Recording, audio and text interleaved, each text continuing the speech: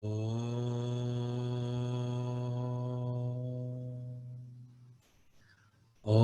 Sahana Vavatu Sahano Bhunaktu Saha Viryam Karavavahai Tejasvinavaditamastu Ma Vidvishavahai. Om Shanti Shanti Shanti. Samasta Janakalyane Niratam Karunamayam Namami Chinmayam Devam Satgurum Brahmavit Varam. Hari Om everyone, and welcome to our final satsang of Booklight. This journey that we've been on since day one has been so wonderful in such a unique way. We've been able to see different Swamijis taking on different chapters, giving us unique insights into the life of Gurudev, into his works. And it was a very unique way of approaching this. For all of you who were there with us for our very first satsang, months ago, Pujya Swami Swaroopananda was able to kick off our Booklight sessions, where Swamiji introduced the text and really set the tone for us, us young adults, and now that is now expanded to all ages during this time wherein we're all engaged in virtual satsang. So just to save time a little bit, I'll just shorten Swamiji's introduction so that way we can have more time to ask questions to Swamiji. We're all very much familiar with Pujya Swamiji. Swamiji is the global head of Chinmaya Mission, and Swamiji has been all over the world teaching everyone from Australia to Hong Kong to across the US to the UK. Swamiji is no stranger to us, so with that, I just want to hand it over to Swamiji and let's just get started. So Hari Om Swamiji, and thank you so much for taking our final section of Booklight. We're looking forward to hearing Swamiji's satsang. Hari Om.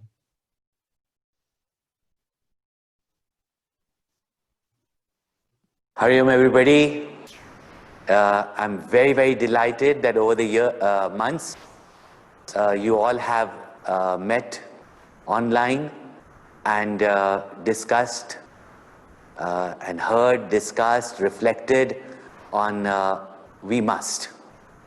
A very, very inspiring book, as you must have realized, written by our Gurudev, compelling us to make meaning of our life and to fulfill our potential and bring it into our performance.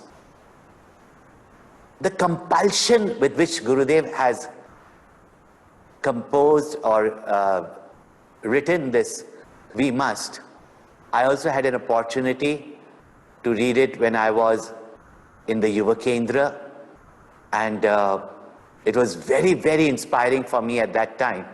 And I think it's one of the most inspiring books that Gurudev has written, and very appealing to us even at a very young age, even for teenagers. Over the chapters, you must have read Gurudev's inspiration and how he inspires us to live a noble life of greater achievement. There is potential in each and every one of us. And we all know that we want happiness. We want happiness for ourselves. We want happiness for the people around us, people whom we love, the world around us. Yet, wherever we look around, there is only sorrow, grievances, hatred. And when we look into our own minds and reflect that we all started life with such enthusiasm, as though we will change the world and we will change everything around us. Life is going to be a joyous experience. And yet, when situations change, like we are in a situation right now, situations change, environment changes,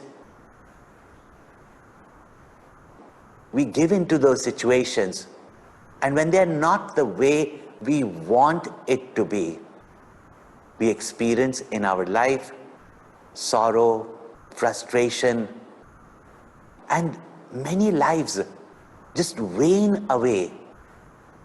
We are born, we die.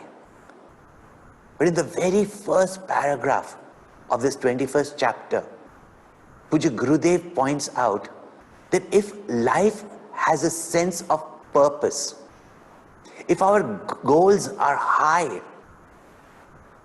we have developed virtues within ourselves, and with those values, when we look at life and we are ready to contribute to life, not just be passive spectators, but to contribute to life, because we have the ability, we have the potential.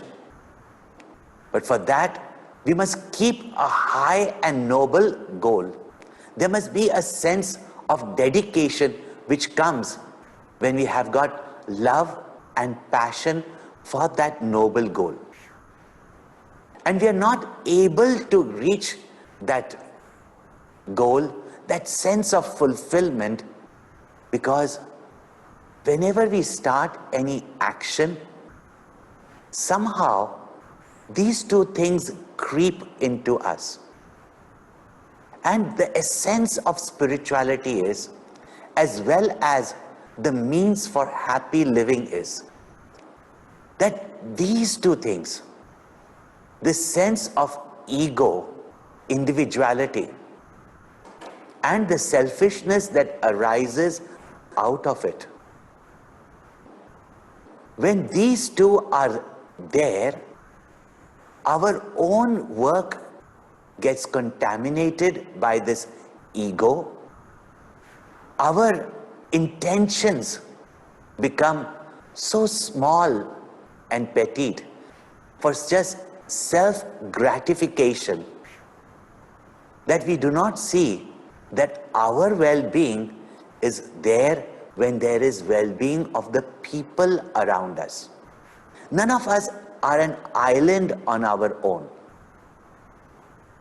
But when we get so involved in our own thoughts, our own desires, our own likes and dislikes, naturally, our mind gets concentrated on something which is very small, which is not even a speck in the universe. Puja Gurudev used to use one very interesting example and laugh and say that you expect the world to revolve around you? In the whole universe, with multitudes of galaxies, with billions of stars in each galaxy, just imagine, you are not even a pimple on a dimple on the left cheek of an ant. And we make such a big deal that everything in this universe must revolve around me.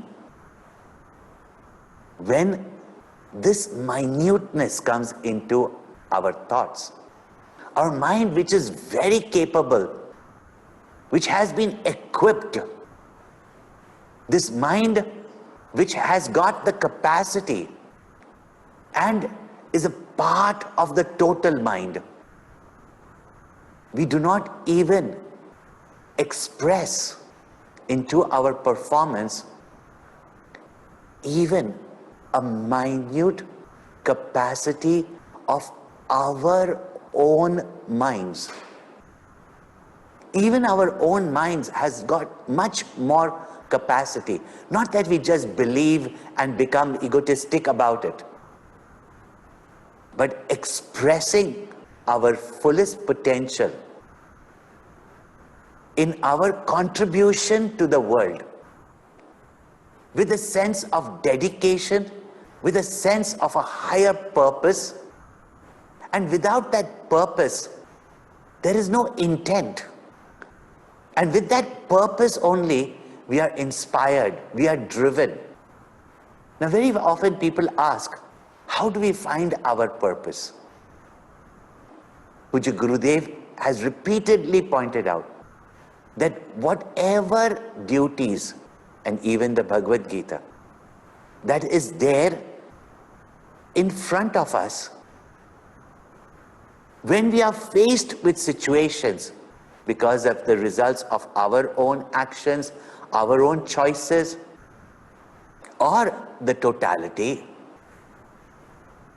what happens is that when we express ourselves in the spirit of dedication, gratitude of what we have received, we start expressing with enthusiasm, and our duties should be done with a sense of cheerfulness, where any difficulty, any challenge comes to us as an opportunity to serve. And when we think about the word service, we think we are doing a favor on anybody. But when the opportunity has come for us to act, and when we act with dedication, with a sense of responsibility, then we start expressing our own potential and start discovering that there is so much in us and so much in our life that we can be grateful and thankful of. Each paragraph in We Must, as by now you must have read, which is very clear, so inspiring. In fact, every line of We Must is so inspiring. And Puja Gurudev, in this second last chapter, points out to us that when we express our potential, when we live our life with love and dedication, not only the best comes out of us, not only in our expressions, we see the result in the form of success. And we have a responsibility to bring about an environment of prosperity where people's needs are fulfilled. And in that process, we lose the sense of purpose, our direction,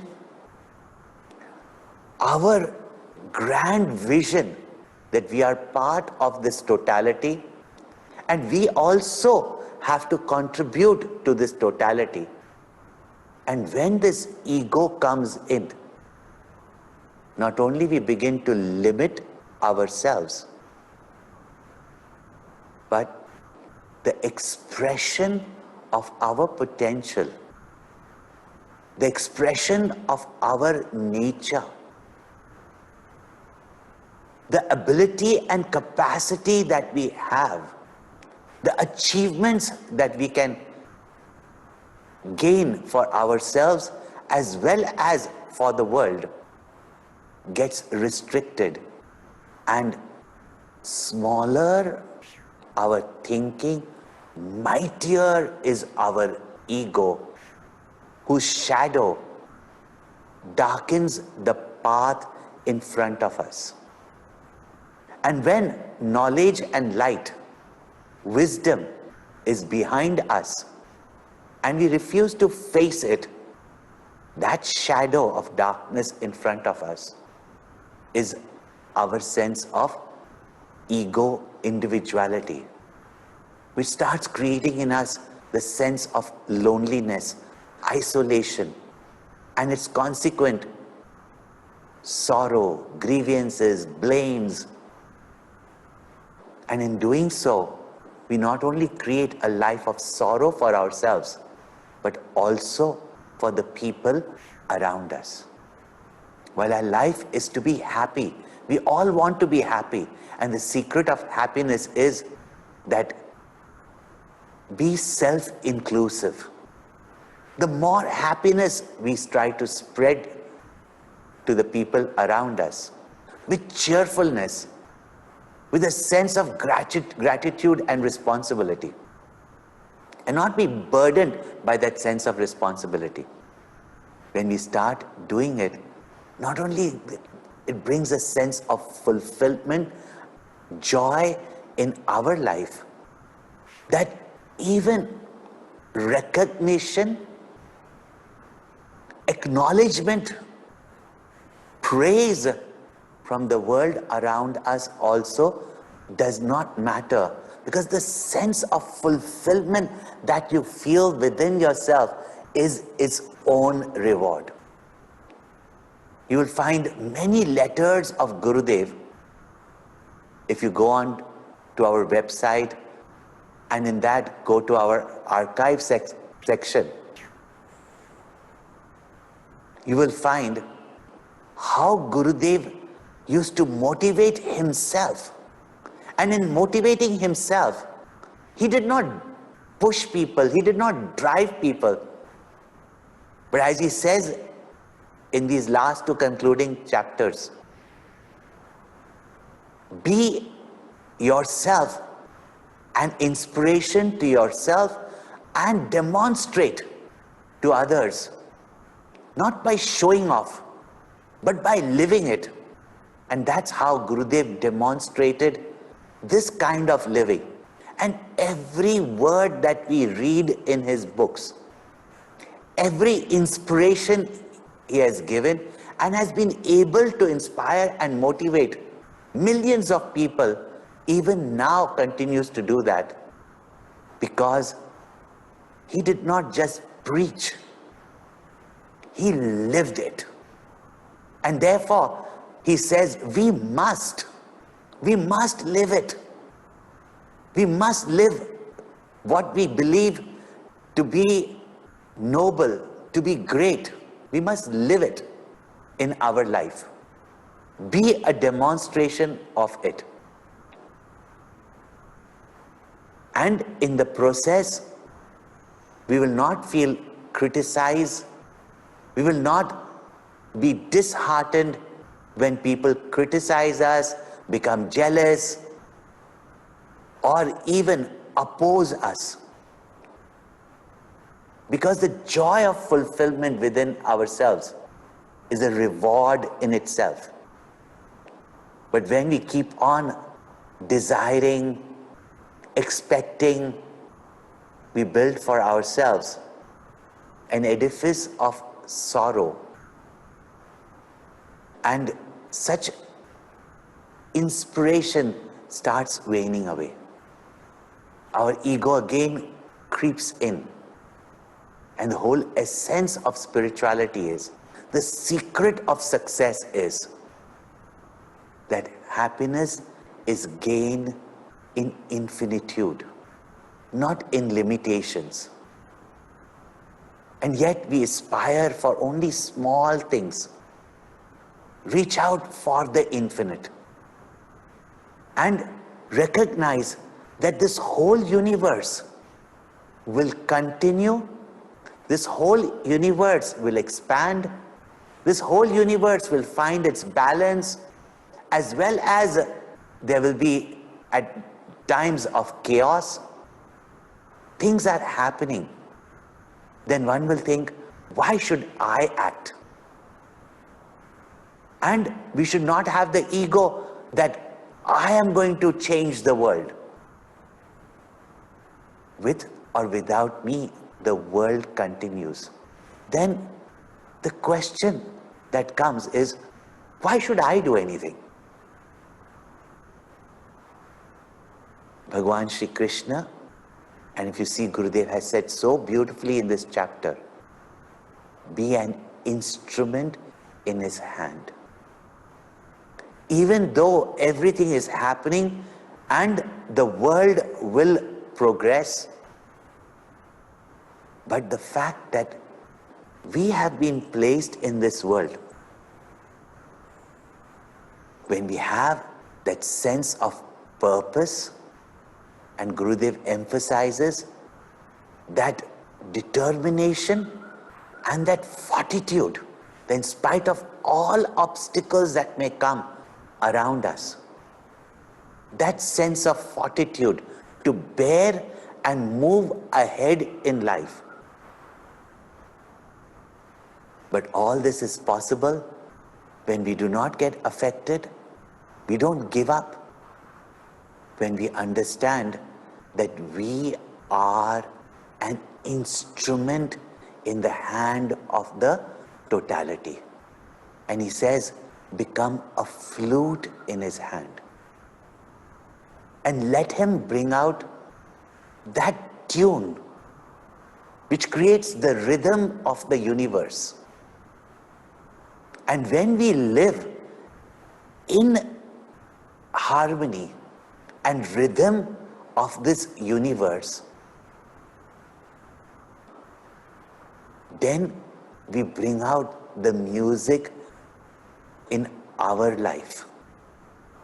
And for that, Gurudev emphasizes that when your mind is clear, when your mind is with pure intentions, and when we dedicate out of gratitude our actions, because the ability also comes from the totality. If we just take it in our immediate life, what would we be without our parents? What would we be without our teachers? What would we be even now without the support we get from the people around us? How would we survive if everything in nature did not work in harmony? So, is it not that we also should flow in that harmony? But our ego, our selfishness, our selfish desires, all of them obstruct this rhythm. Even our desires are being fulfilled by nature. But when we align our desires with a higher goal for the fulfillment of not only our lives, but of the people around us, even that mere intent, that nobility of character, that purity of mind brings about clarity in our thinking. And this clarity of thinking then makes us an instrument in his hand. Puja Gurudev, during one of his camps, which I would attend whenever I got an opportunity, and one beautiful example that struck me. We all are fascinated by that image of Sri Krishna holding the flute. And what an imagery that has fascinated that form of the divine with the peacock feather and a flute in his hand. And what enchanted not only the gopis, the gopas of Vrindavan. And when we have experienced that expression of love of the Lord through the music of his flute, directly we may not be able to recognize it. And therefore Gurudev used to say, be a flute in his hand. If anybody asked Gurudev, oh, you have achieved so much, you have done something, he used to say, I am only his instrument. And those of us, through his books, through his works, through his disciples, are able to hear the call of the flute, which is the call of the Lord. And we used to just sit watching Gurudev, listening to Gurudev. And even while reading his books, you see that the outpouring of love that comes in his words as music to the ears, to thrill our hearts, to inspire us, to want to dedicate our life to the Supreme. And when that unfolds into our hearts, it is said that Krishna only expressed his happiness, his nature, and that through the instrument of the flute reached the hearts of the gopis, and that transformed itself into devotion. And then for the gopis, there was nothing else in their mind but to serve. And Pujya Gurudev said that the flute is an ordinary bamboo reed. An ordinary bamboo reed.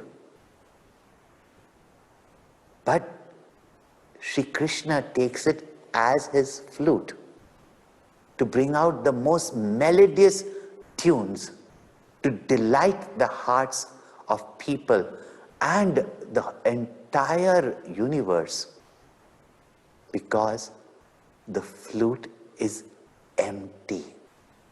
But when it gathers this dust and muck inside it and is not able to bring out that breath in the form of that music, the flute player takes the flute,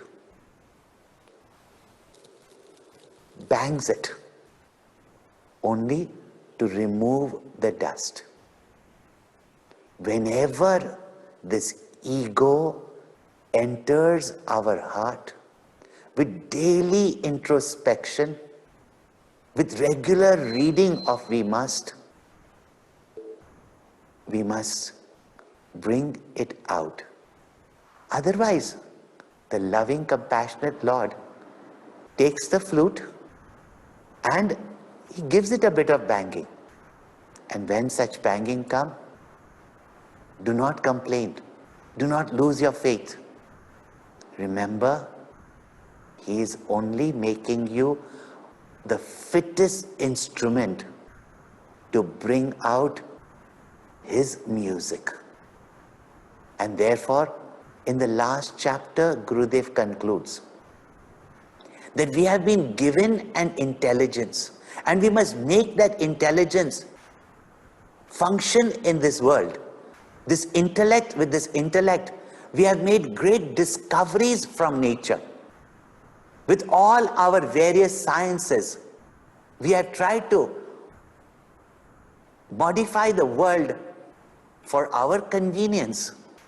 And yet, in spite of all the comforts, the technology that we have created, when we become proud, arrogant, we are not even able to enjoy what we have created. In fact, our own technology becomes our curse. It's not meant for that. Today we see how much we have been able to use our technology for the benefit. And yet, without the right values, without the right vision of life, without the sense of noble purpose and a higher goal, in midst of all the scientific discoveries that we've had, the technology that we have created, we have only built for us a world of sorrow, frustration, loneliness. Therefore, Is that what we call as progress? And therefore, Gurudev reminds us not to be proud of our intellect, but remember that what we have done is only discovered what the intelligence of the universe has created for our benefit. And therefore recognize, even if we do not have, and of course I know all of you have that, so I don't have to go into long explanation. But how Gurudev points out, the fact that we can think and modify this universe and recognize the laws of nature to use it for our benefit, or very often we misuse it to harm others and ourselves. But the fact to understand even one law of this universe, which we have not even understood completely, we require an intellect. Imagine, what is that intelligence that runs? Who is that manager? How mighty, how wonderful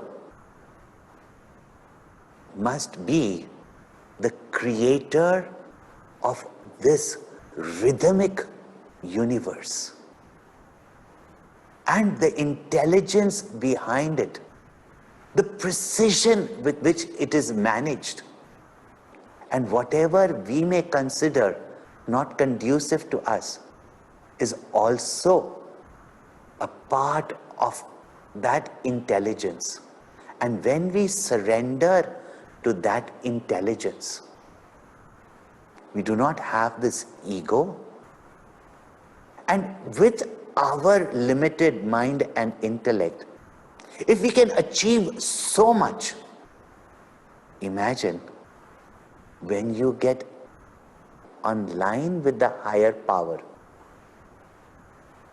As much our computers today can store in our personal computers, even as many terabytes of memory and the increasing of our RAM.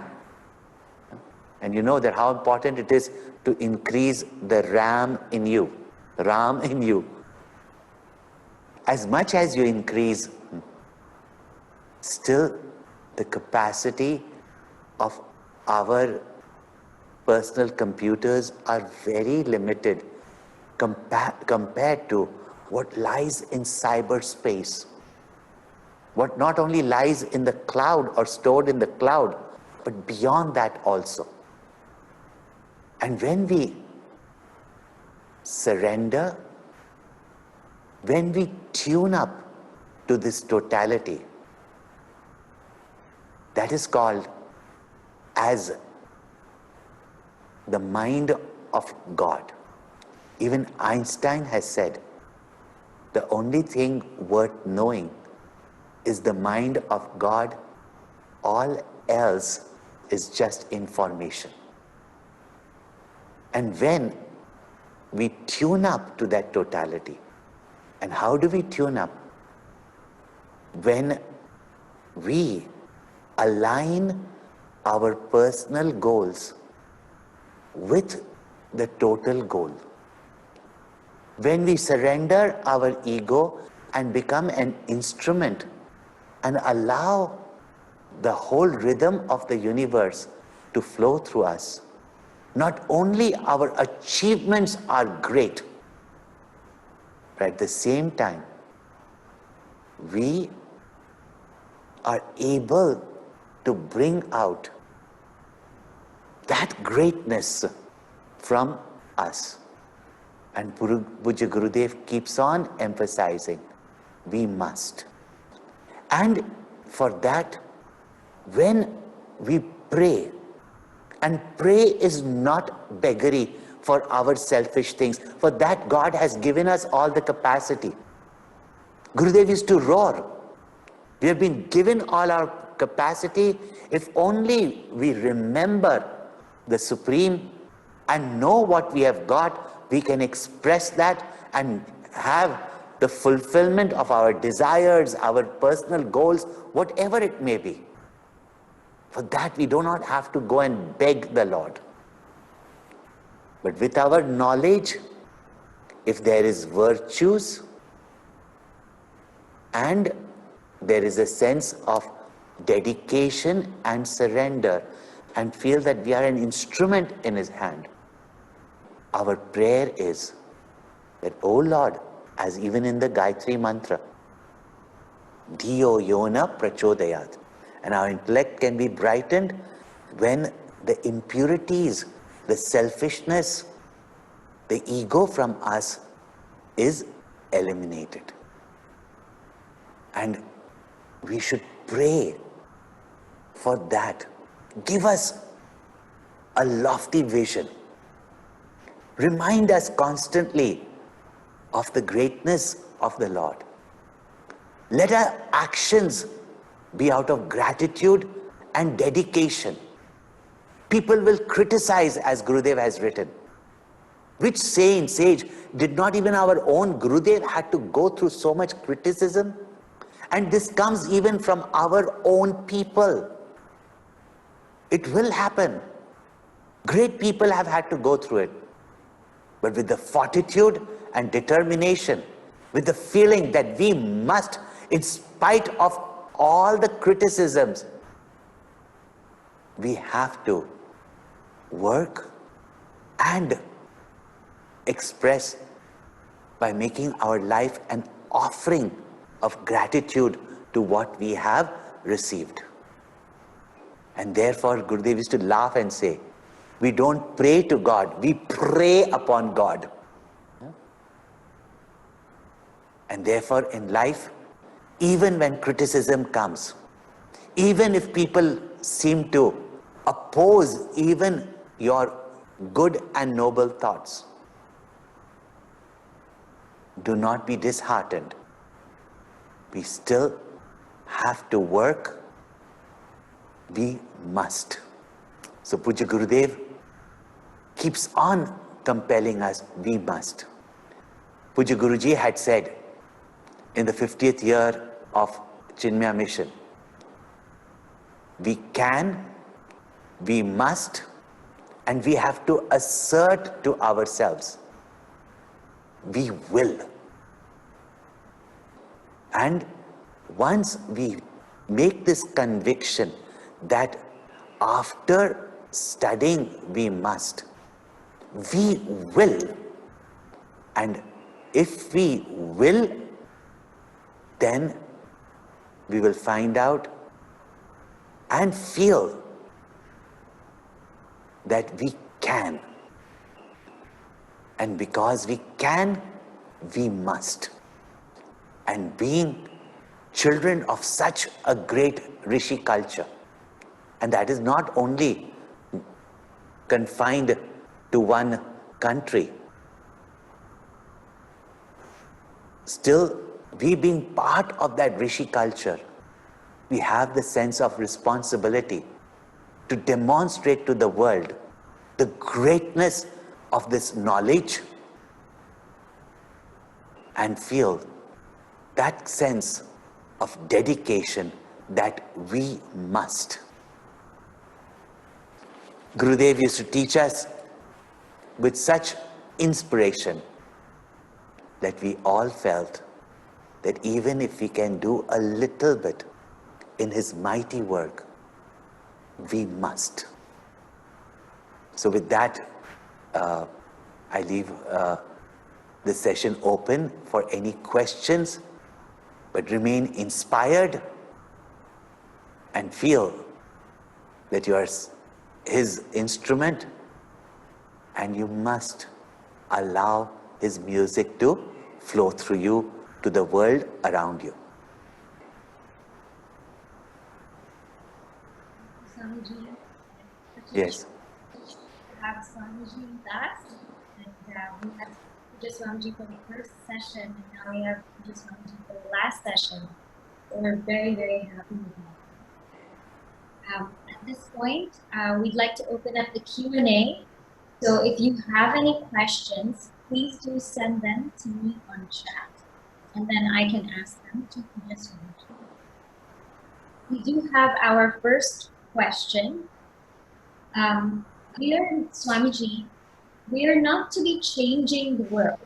We are instruments of Bhagavan. As an instrument of Bhagavan, are we supporting change and growth in us and those around us? When we are supporting change, don't have the ego that you have to change the world. No?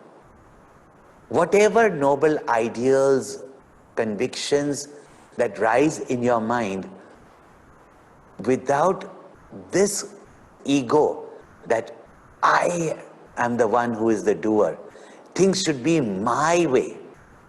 That's why Gurudev used to say very clearly, if an opportunity has come, you feel that you can contribute to that opportunity, you do it, but do your best and leave the rest. Otherwise, you will get frustrated. You do what you think is the best. And having done your best, whatever then is the consequences, you accept. If that is the attitude, all your questions get solved. That in that moment you do your best. But unfortunately, when we think that we are doing best, we are doing something noble, we are doing something great, we develop frustrations because maybe others don't change. Others don't change their viewpoint. Others are not doing anything about it. The moment you get into that, you stop your performance. At the same time, you might think you're right. Fine, you do it. When the consequences come, accept it. Therefore, Krishna says in the Bhagavad Gita that you do your action to the best of your capacity, without ego, without selfish desire, expectations, and without frustration and excitement. When you do your actions in that spirit, that an opportunity has come to you, and you have that feeling that it is good for not only me and for others, you do it with dedication. That's why Gurudev said, do not be frustrated, demonstrate. And when you have demonstrated, whatever may be the result, people might even criticize, people might oppose, you might even find out that you were terribly wrong.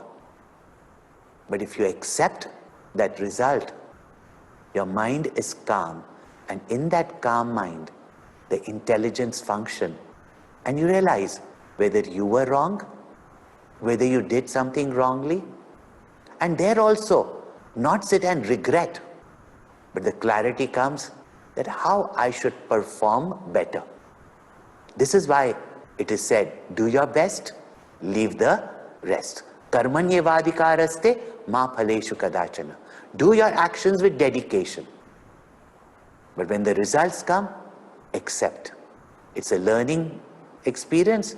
At the same time, you are able to continue to express and rather not stop out of frustration, disappointment, anger towards others. That is why we must be an instrument in his hand. And for that, Gurudev emphasized, there must be clarity of or purity of the heart. Then there is clarity of thinking. Next. The next question is, when recognizing the ego, guilt arises and paralyzes my ability to remove the ego at all.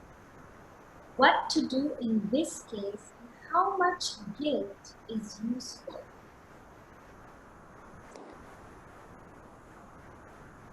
every emotion has been given to us, just like even medicine, which is meant to help us. But if you have an underdose of it, or don't take that medication, it will not have any effect on you. And if you take an overdose, it can be very harmful. If you were without guilt, either you think yourself to be perfect and there's nothing that you do that is wrong, and that can only be when you have totally surrendered completely to the infinite, in which nothing is wrong. As an individual, you will do something when you get the consequences. Generally, when we suffer, we think that we have done something wrong. Or those, like many of you, are self-introspective. But the blame game that we have been used to, first blaming others, then we turn it upon ourselves. Take responsibility. But if you keep on blaming yourself, and without guilt, you would be diabolic. You would never stop yourself from doing wrong. So a certain amount of guilt, when in introspection, when you discover your ego, your selfishness, it is meant to make you enthusiastic, to make you aware that you have the intelligence to recognize, you have the ability now, because you recognize, an opportunity to remove that wrongdoing or that wrong thought or that wrong attitude. So we must keep that feeling, we must remove it, not sit and wallop up in that sorrow. Why did I do it? Oh, I am no good.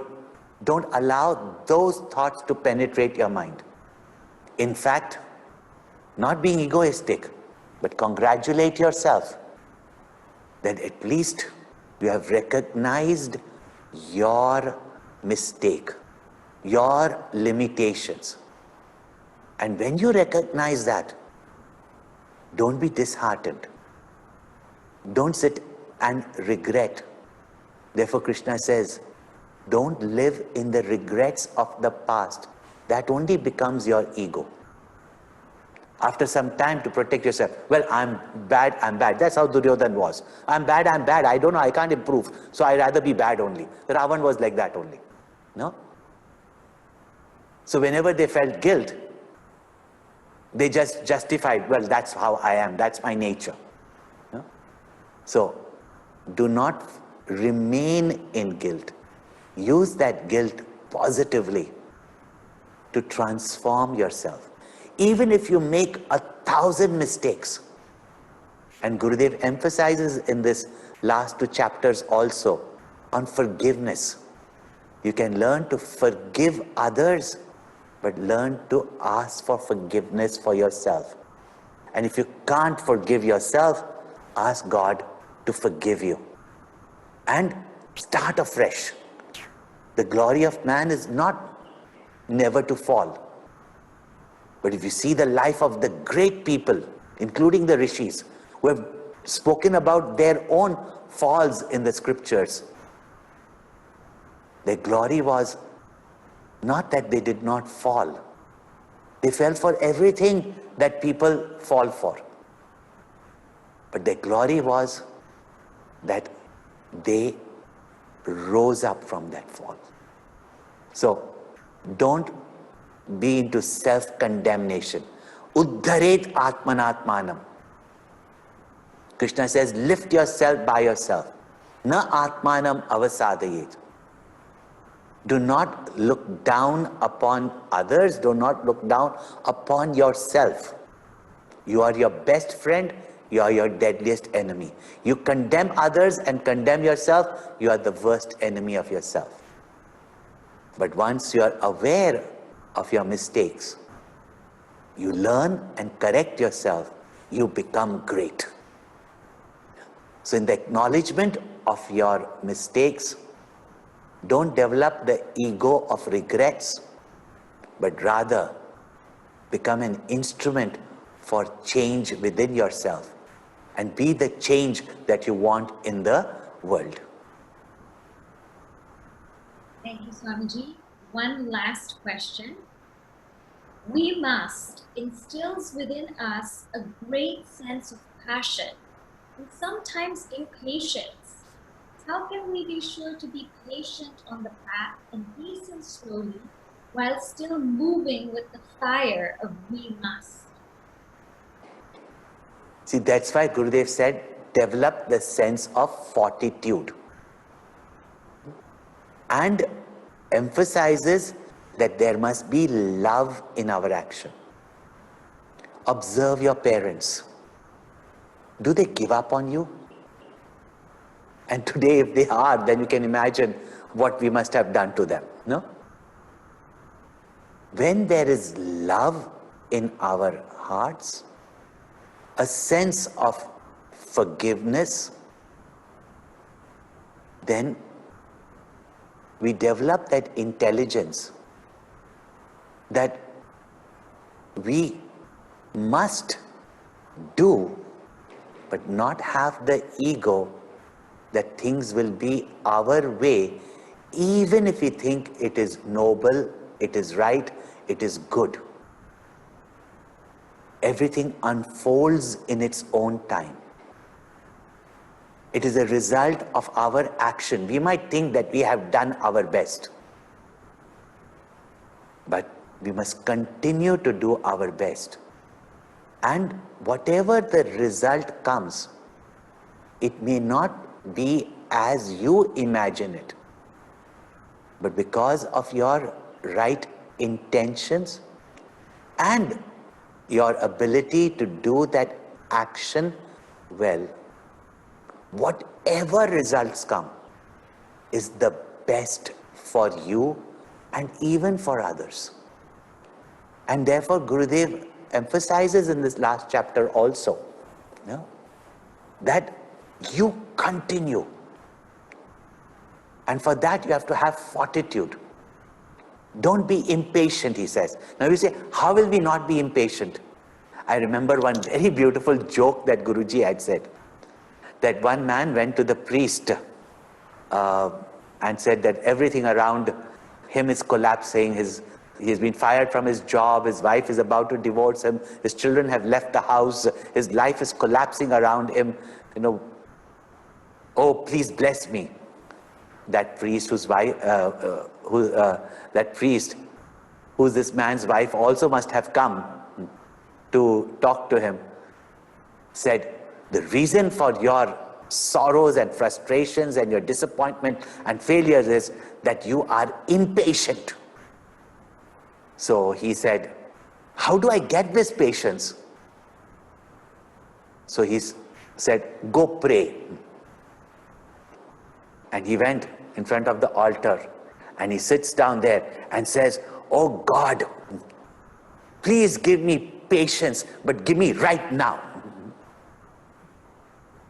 To fall into problems or illnesses or sorrow, we take years of mistakes to reach that condition.